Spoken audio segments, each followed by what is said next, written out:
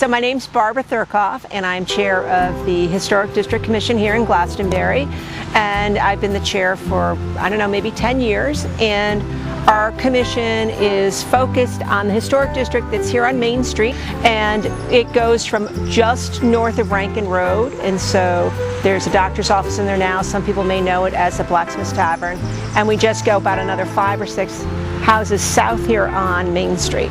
So the Historic District Commission is here to work not on the preservation specifically of the historic district here on Main Street, but it is to maintain its feel and its character and acknowledge that technology and things do develop over time.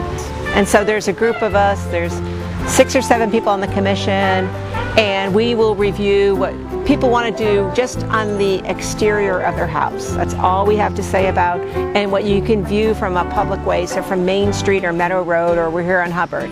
So we don't have anything to say about color. Glastonbury actually have 5 historic districts that are part of the National Registry of Historic Places, so they're communities, but there's only one that is subject to the commission. There's a lot of rules for how these things get established nationally under the National Park Department and the Department of Tourism. That's how this all kind of funnels down.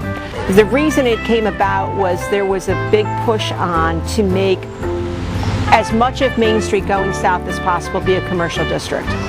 Like come in, tear the buildings down, or convert the existing buildings into businesses and just make it 4 lanes as deep as you could. And a lot of people were, whoa, these are beautiful homes. It is a residential area. How can we maintain that character? And that's really what this is about and why this was established. So once the district is established, it's pretty hard to get rid of it. Part of it is within the commercial district, but it helps maintain it so you can have both residential and then approach commercial as you get closer to the center of town. We like this character of Main Street. We like how it feels, but we have to acknowledge that there can be advancements. So since the commission began in, I think it was 1989, there's at least 2 new structures that have been built that had to get a certificate of appropriateness. We actually had a lot that was somebody separated off from their house, and so that lot became part of the historic district, and a new owner came along and wanted to build.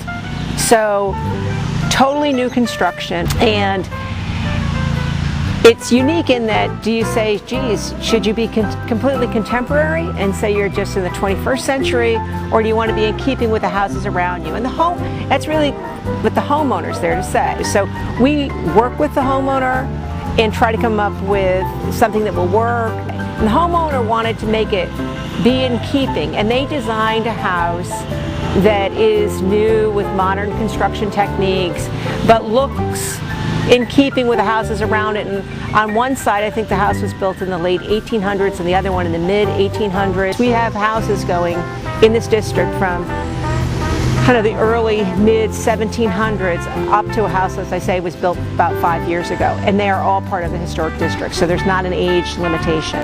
Why do people care about what's happening in this area? I would just take it by the volume of people that even just come to this area just to go for a walk.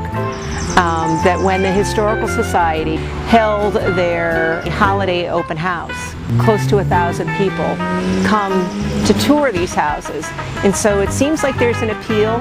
People like the area, they like to see it, they like to drive down and look at the houses and come for a walk. So I think it's important to the town, and it's it's an appeal when people say they want to move to the town. They say, oh, look at the beautiful Main Street. There's just so many beautiful areas, and people like to see that.